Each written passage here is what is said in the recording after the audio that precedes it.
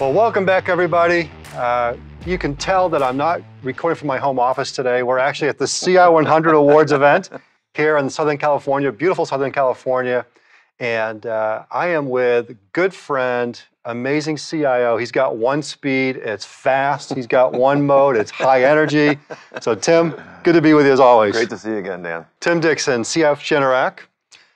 Tim, we are here to celebrate you and your colleagues who are award-winning CIOs. Awesome. Thank you. I appreciate it. So do they. And you've got a team here. I've seen a bunch of your people.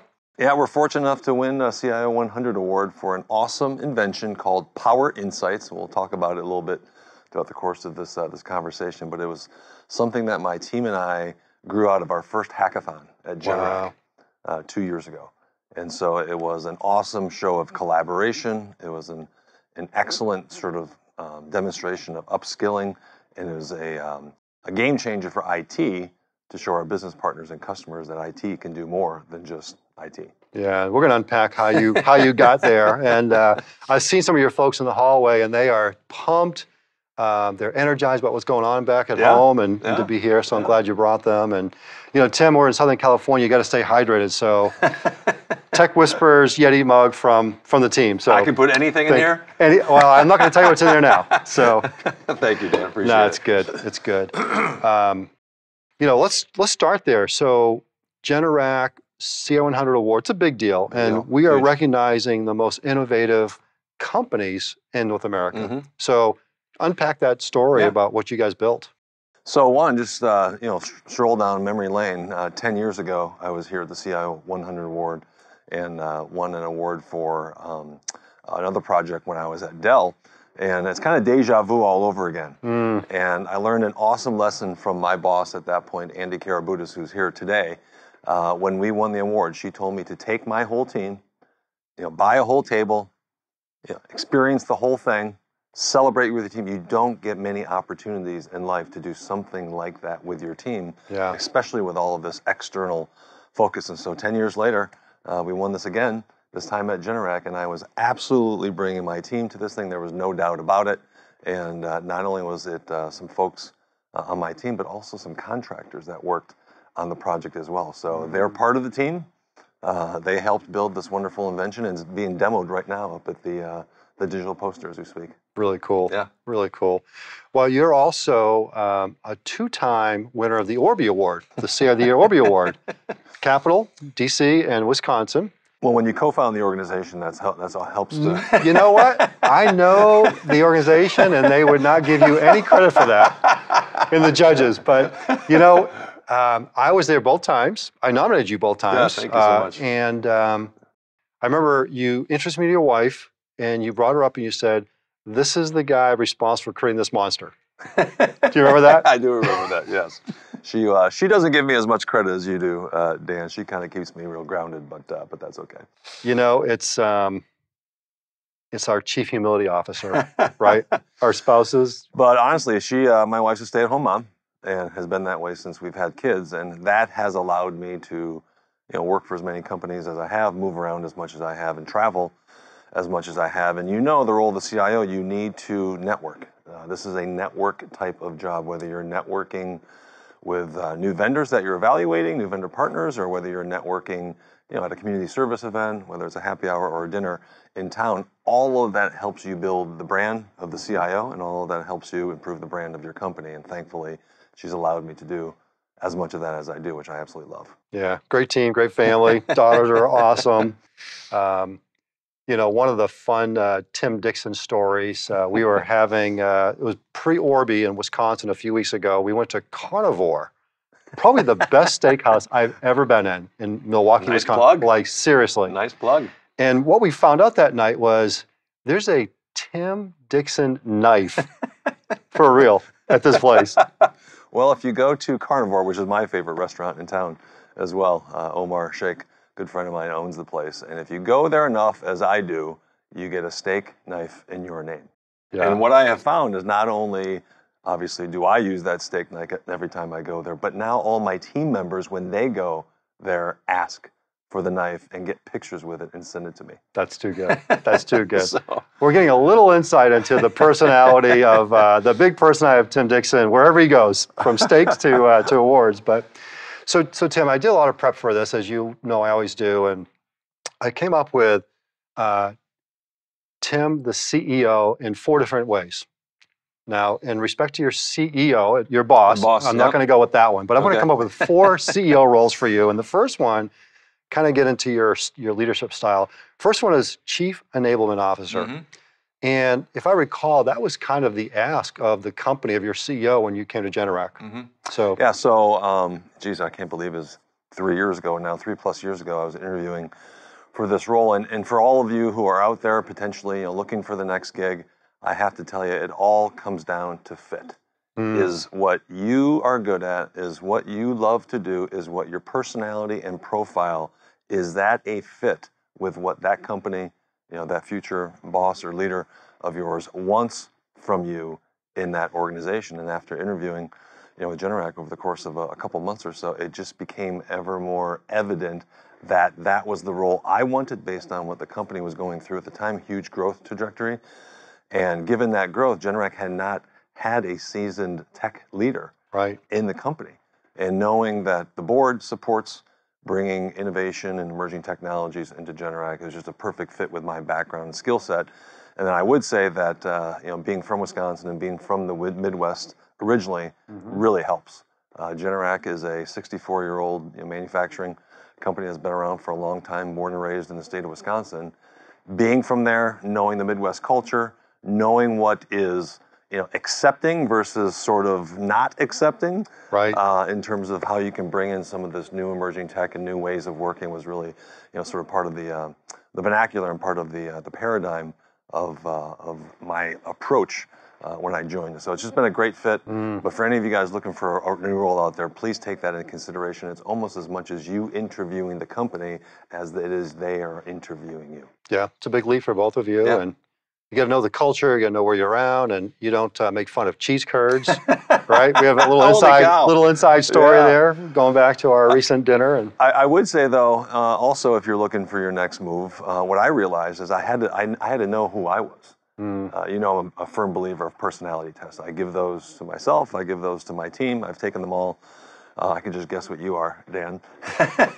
We won't talk about that now. This is about you, Tim. But you have to know your strengths and weaknesses and what your personality profile is when you're going through the interview process, because you have to know how you would approach those. They throw situations at you, they throw problems at you, they throw maybe strategic possibilities and options at you, and you have to know how that personality will respond to that thing at that particular time. Right. And I just knew as the interview process went on and I met more and more people that I was the right fit to that job. I knew that based on my personality. I knew that based on my interest. And so what I could explain to them was that I could bring all of me to this role. Right. And they were getting more than just a CIO. And eventually that's what came through in the process. And it's been a great fit ever since. Good story. Yeah. So the second CEO I see you as the Chief Elevation Officer, right? So what you do in terms of elevating IT, what you do to change the narrative, talk about that. How do you approach that? So just, 30 years in the IT industry in some way, shape, or form. I've just been on a mission for all this time to change the brand perception of IT in the minds of our business partners and customers. IT has had a bad rap for a number of years. Sure. And with digital transformation, AI and all these new emerging technologies, the door is wide open for a tech leader, person who knows tech and a person who knows how to lead, to position IT as a transformation leader and a transformation agent for their companies, because they're as good as any to sort of step up and show up what we could potentially do. Yeah. And although they may not know all of the ins and outs of the financials and the customer aspects and all of the business aspects, we're growing in that regard.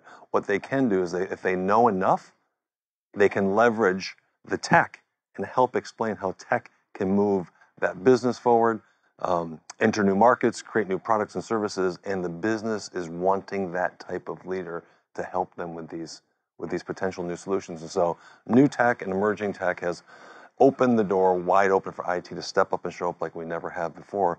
and I've taken advantage of that here at Generac.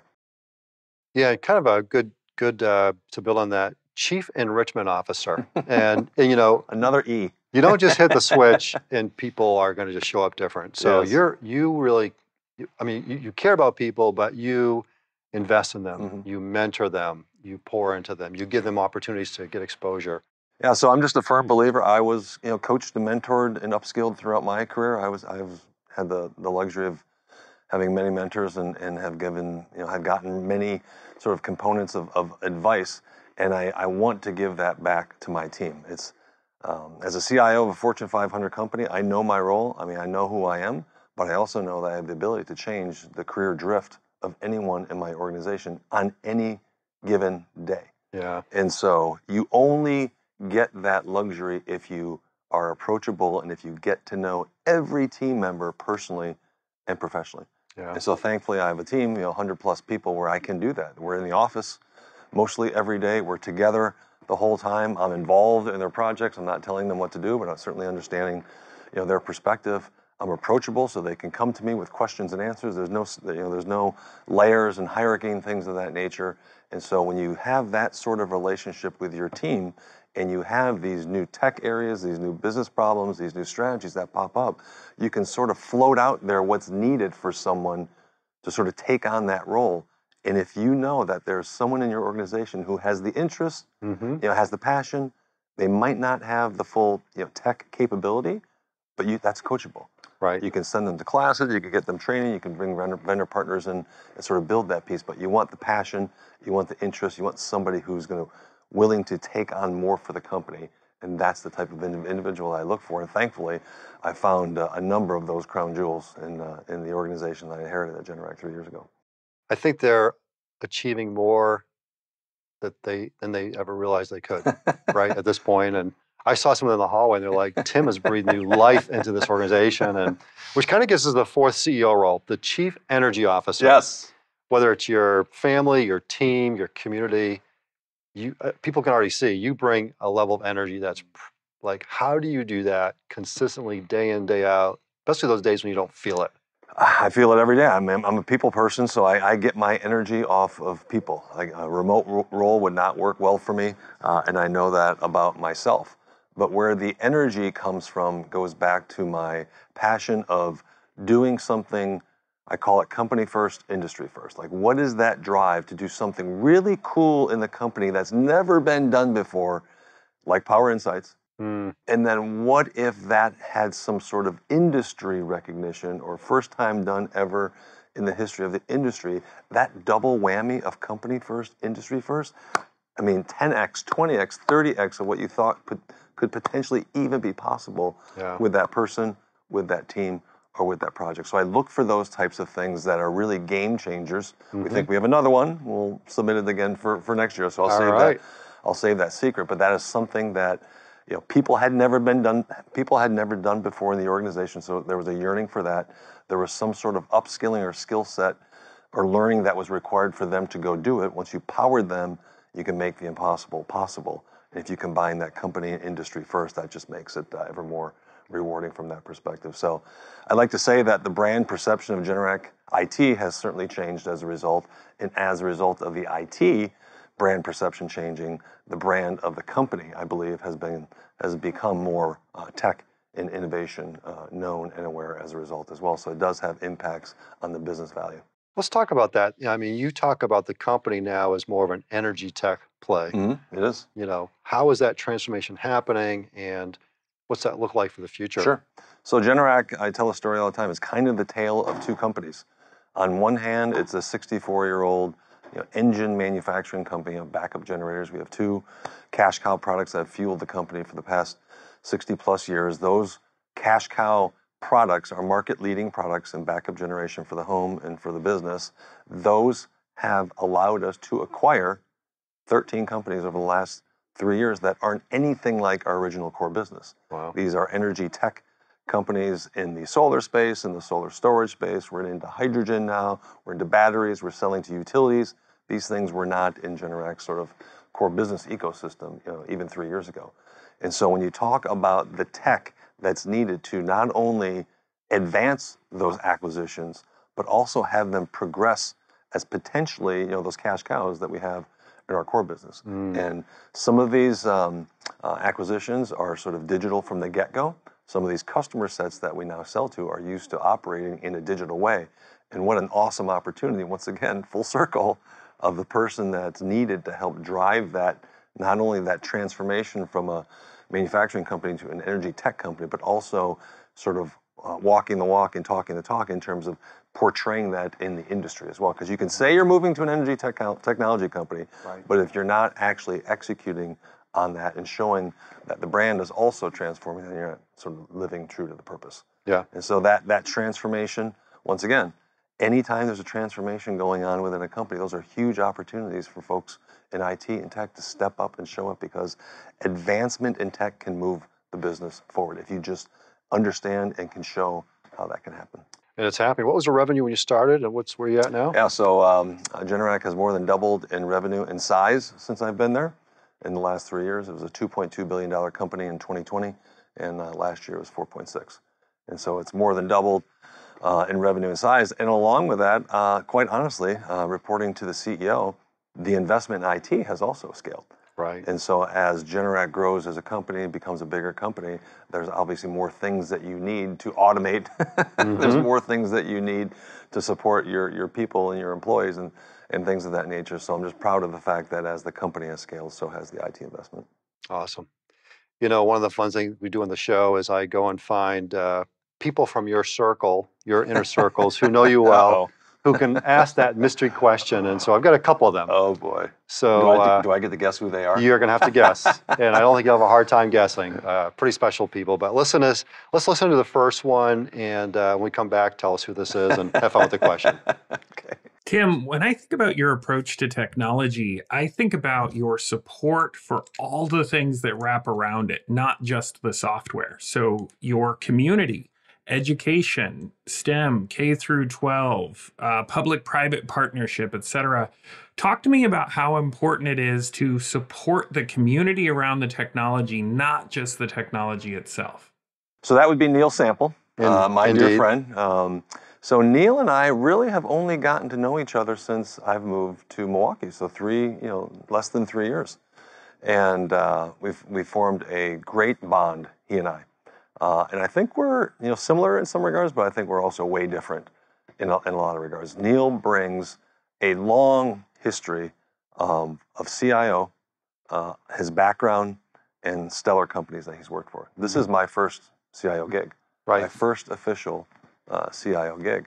And so what Neil brings is how it's been done there, and been there and done that at other companies and other industries and other cities.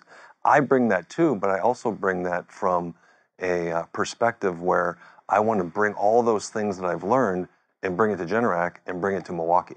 Yeah. So I have this awesome story. When I was interviewing for the role in Milwaukee, I flew to Milwaukee and got off the plane, and I saw these two signs at the gate at the Milwaukee General Mitchell Airport when I got off the plane. On the left-hand side, there was a sign of Milwaukee, Midwest's coolest, most underrated city. So how do you think about that, getting off the plane? You're going to a most underrated city. Right. But on the right-hand side, there was a sign of Generac, and our business is power. And we were absolutely booming at that time, and I was interviewing for the CIO role, first CIO in the history of the company. And I'm coming back home to the state where I grew up. And I just thought, if I could put those two things, it was a message from God. It really was. Right. If I could come back to the state I love, the state that's been so good to me growing up, give back to Generac and leading their transformation to this energy technology, while at the same time make Milwaukee in the community more than just a underrated city, that was just a perfect fit for me and what I've wanted to do my whole life. And that is my mission, that is my passion, is taking the work that I do at Generac and combining that with the community aspect and giving back to the community as I give back to Generac. And I'll give you one example here. So I'm hosting a conference in Milwaukee in October. And the title of the conference, I'm hosting it myself with my team. Okay. So we're hosting this on behalf of the greater Milwaukee area.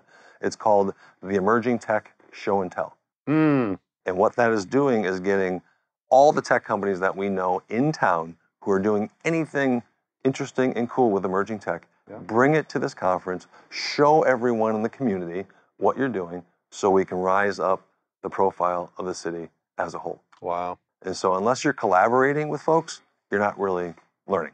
Yeah. And you can be doing things individually which are awesome for your own company, but if you're not sharing and giving back to the community in that regard, the profile of the city and the area does not grow as a whole. So that is the intention of that conference, and that's going to be awesome. That's a force multiplier, right? You bring absolutely. people together like that. Thank you, Neil. Neil, good friend. When we rebranded to Tech Whispers a couple of years ago, because your jobs are getting so much broader, Neil was the first guest we had on the show, because I bet he was a riot. He is awesome. He is just he's a funny guy. Yeah. He's a funny guy. I will say one other thing I've learned from Neil, and I don't know if you knew, but when we formed Wisconsin CIO, there was just a few of us in those early days. We gave Neil the Lifetime Leadership and Achievement Award. And we could have given it to anybody. Yeah. We couldn't have given it to anyone, but when I saw moving into Milwaukee, Neil was there before I got there, what he had done in Northwest Mutual, as I got to know him, what he'd done in his previous companies, like he stood out as the shining star. Like that, there were other options, but he was obviously far and away the top choice. And so that was also sort of my way of connecting with him by having a role in giving that award to him and recognizing him for the work that he's done in the past and the work that obviously he was doing in Milwaukee at the time I arrived. I love it. Let's listen in. We have a second mystery question for you. So let's listen in and tell us who this is. Okay. Tim, in the 15 or so years that I've known you, you've always been a tremendous builder of community. You're such a winner of hearts and minds, sort of a Pied Piper, and you are always looking for ways to help others be the best versions of themselves.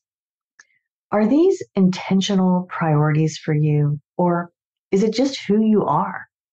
That would be Angela Yocum, and I've known Angela for quite some time, going back to my Dell days. And I'll tell this one story of Angela. She might not know this, but having worked with her and been in many meetings with her, there was one meeting in particular I saw her shine, and what I witnessed in that sort of that microcosm, that one experience, is that the perspective that someone can bring to the table from an IT point of view when not asked to do so. No one was asking her for her opinion. No one was asking IT to kind of bring the special point of view. No one was really even counting on IT to even attend the meeting. But it was a very strategic meeting at Dell in regards to our data strategy. And Angela and I went to that meeting, and she stepped up and she showed up.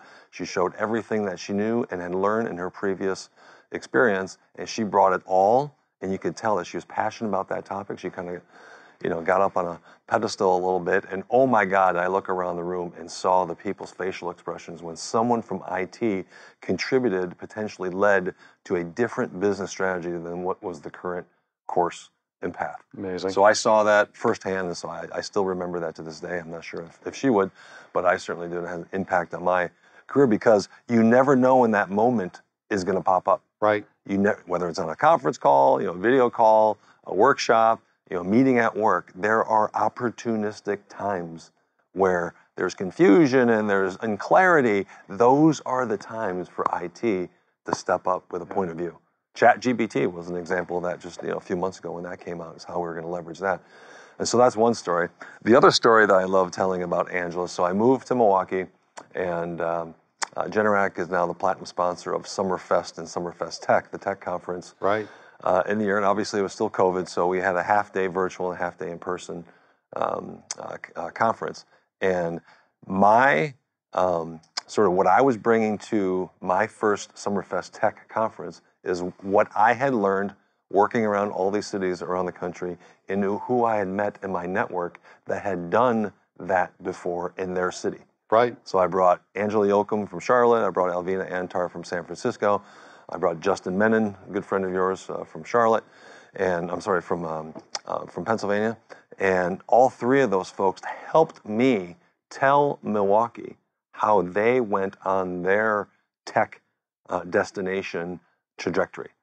the lessons learned, the best practices, how they transform Charlotte to a tech hub, how they transform San Francisco and the Bay Area to tech hub, how Justin transformed, the Philadelphia area as a tech hub. And for me to bring my network as a new guy in town, not really much, didn't really know too many people at that particular time, and have people listen to me because now my network has gone through it, and having a network of credible CIOs in the community that have done stuff before that's just awesome, sort of improved and accelerated my profile in town and my awareness because of who I knew. And so for me, I can't thank her and the others enough for doing that for me as a friend, as someone who's, Angela has coached and mentored over the years, but to give back to Milwaukee in that way, of which they had no affiliation with whatsoever, but because they were with you. colleagues and networks with me, they allowed me to sort of bestow that wisdom, if you will, of how other cities have done it before. And as a result, Milwaukee has learned from that and has developed our own strategy in terms of becoming a tech destination. See the art of the possible, Absolutely. right? See it through their eyes. And but Angela's an amazing person. I've gotten to know her really well the years, just really special. And I bet she's had a lot of those meetings in the room where she's the one that stepped up and really. Yeah, I follow her. I mean, she obviously is out there quite a bit. And although we're not in the similar industries, that's another example that you can learn from your network. Is you don't have to be in the same industry to learn what they've done. I read when she went to Novant Health and she created her innovation hub. I hate to say this, sometimes it's better to be lucky than good as a CIO. You can copy those playbooks. Sure.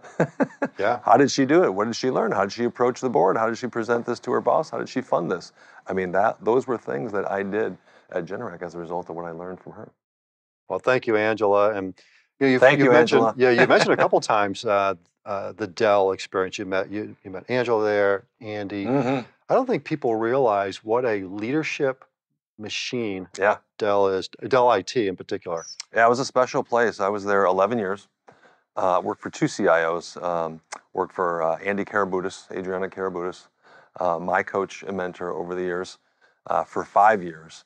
And at that particular time, think about this as a company. Think back at now, and you're like, oh my God, all that happened in that one time frame. So Dell was a 30-year-old at the time direct-to-consumer company. Right. When I was there, we went to the channel and went B2B and VAR. Wow, what a shift transformation-wise. We don't have any tools, we don't have any tech, we don't have any people, we don't have anything to go in this space. You don't just hit a switch and it goes? Michael decided one day to wake up and now we're in the channel, and he actually won Channel CEO of the Year our first year. And so the award the CIO 100 award that we won 10 years ago was as a result of the tools that my team built. It was called the Channel Partner Portal. That was our phase 2 now, our new channel partners that we had never had before. And we grew that business. That was a global deployment for us. It was awesome innovation, allowed me to travel around the world. So that was one transformation that happened. Another transformation that happened is we went from not being a serial acquirer to acquiring 20 companies in 2 years. Wow. So once again, no vernacular, no playbook, no leader of how to do M&A. And as a person who was tapped on the shoulder by the CIO to go figure that thing out for IT, how are we going to show up? How are we going to do due diligence? How are we going to integrate these companies? And the thing that Andy and Angela and I did, which was awesome, it still sort of lives today, is that we created the Dell on Dell concept. So if we go out and buy a company, how do we show that that tech can be used inside the four walls of Dell? And then how do we go share that with our customers who might potentially be interested in buying or using that solution? And so diligence, integration, showcasing, and then Dell on Dell external facing. That paradigm, most companies don't get a chance to do. Right. And then the last aspect of Dell, which was awesome, was the globalization, setting up centers of excellence for various different development teams all around the globe. Andy and I have traveled to India. We traveled to Malaysia.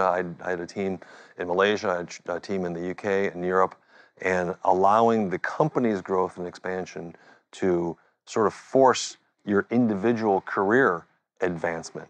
If Dell wasn't growing back in those days, I might not have had international travel sort of in my in my background and in my experience, but the cultures that you learn, the team building, the bonding, the different way of looking at problems, the tech, obviously, the relationships. I'm just so thankful of that because all of those things impacted, who I am today and have had a profound, influence over my personal journey. Part of that learning curve, and Andy's getting inducted into the CIO Hall of Fame. Hall of Fame. At this event. Yeah, so pretty special moment. Big deal. I know you're glad to be here to support her. I'll be in the front row, yeah, cheering her on. I will hear you. 1,000 people in the room, we're going to hear you. Who are some of the other? She deserves it, though. I mean, where she has been over the years, and if you don't know Andy, she grew up in the auto industry. Holy cow. Right. A female executive in the auto industry. You have to be a tough lady to have done that. She joined Dell at a time where we had bought Pro Systems, and she was tasked with outsourcing IT to a third party of a company we just acquired. Wow! Holy cow! Who does that? Right, right. And then, a year or two later, when the financials of the company changed, she was then charged with bringing that outsourced IT back in house. Like, you talk about all the things these are all learning experiences. Right. These are all things that you learn in your career. Having seen that, reporting to her, having seen her sort of navigate those are tough challenges, in addition to just doing your day job. Right. And building a team. Like, seeing her and kind of learning under her, learning how she approached things and challenges, and how she sort of led her team to sort of step up and take on some of those on her behalf, and the trust that she had in her team members to do that. We all grew as a result. So this, in my opinion, is why you see all of us disciples of Andy, Justin and Alvina and myself, and obviously a number of others, become CIOs because she trusted us with things that the company was going through that were challenging, things that she couldn't take on entirely herself. She needed us, we needed her. She entrusted us. We led those initiatives. We grew as a result, and now we're thankful for her for those experiences. Great stories. Along that journey, you always give me the business. I've got my 7 C's, but you've got the Tim C's, right? So I have 3 C's. Part of your leadership philosophy. Yeah, I do a lot of leadership coaching and mentoring, and I have a ton of lessons learned. But the 3 C's are the things that resonate. Like, they're so exact and succinct. Like, when you hear these, you'll say, like kids. I tell this to folks in universities and young kids coming out of school, and young professionals and things of that nature, and they really get it. It's very simple. The 3 C's. Be curious. And whatever you're doing, ask questions, do research, go deep.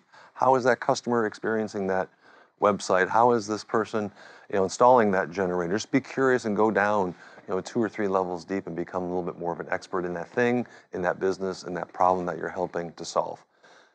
Be creative. Bring yourself to solving that problem, whatever it is that you do best. Once again, your personality, your strengths, what makes you you. Bring that to that situation, because if you're able to solve that problem, create that product, what people will see in that was what Brad Metzer was talking about this morning, is what do people think about Tim? What do people think about Dan when he's gone? Right. They're going to remember that thing you did and how you did it, because that was unique and special to you. And then at the end of the day, we know how hard it is to do some of this stuff in IT. You have to have courage. You have to have fearlessness. A lot of people can get that project to the 20 to the 15-yard line, but that last 15 yards is really hard. Yeah. And unless you have courage and are fearless and are willing to take shots and are willing to take risk and are passionate about that thing that you're doing, that is what's going to get it across the finish line in those last few yards. So courage, creativity, and curiosity is what I look for in folks. I love it. I love it. So my 3 C's plus your 7 C's are 10 C's. We've got it covered. Which I heard you put in your book, and I was not quoted, so. Well, you've always got to remind me of that. I appreciate that. Speaking of book, we're at the kind of the end of our time. Andy is about to speak upstairs. Can't wait. Along with Jim Swanson, another Hall of Fame inductee, tomorrow night. But I want to give you the opportunity to gift a seat in our leadership program to one of the nonprofits that you support. Oh, awesome. Part of our Tech for Good. Oh, awesome. Part of our Tech for Good initiatives. So when you think about the different nonprofits STEM related, anybody come to mind that you'd like to gift that seat to? So this is a little personal to me. So I have 2 daughters, and one is about to be a senior in high school, and so we're looking at colleges. And a remarkable thing happened recently. Everyone knows, who knows me, knows I'm into data and AI and all this emerging tech. I got my daughter into a women tech program in Milwaukee this summer, and she learned all about AI. She built an app. It was an app for the Milwaukee Bucks. She presented it, she demonstrated it, and now this is something that they're going to leverage. And as a guy in tech, in the community, as a leader, doing all this stuff, talking about AI at every single conference, for my daughter to even be interested, somewhat remotely interested in that, take a 9-week, class in person downtown with other, folks in the community, and build those wonderful things together after learning just AI over the course of 9 weeks is just remarkable to me. And so that program is the Women in Tech program, the WIT program in southeastern Wisconsin. To me, as a sort of personal and professional aspect, giving back to what I saw in my daughter and to see the potential in what other young ladies could do in high school. This was a college college program that she took. I'd love to give that back to them. Outstanding. That's a great call. And congrats to your daughter for that. Thank you. She's on fire now, right? She's got this. Now she knows when. Now she knows what I'm talking about when I come home. Right. She listens to all my podcasts. And you do a lot. It's been a long time coming for us to do this. So thanks so much. And congratulations again. We're at the C100. We're going to celebrate you and your team tomorrow, and just appreciate you and all you bring to our community, our profession, and just our friendship. So, well, Tim, thank you very much, Dan. I really appreciate it. Really appreciate you as a friend and colleague as well. Thank you. Well, that's a wrap, everyone. Until next time, y'all stay well.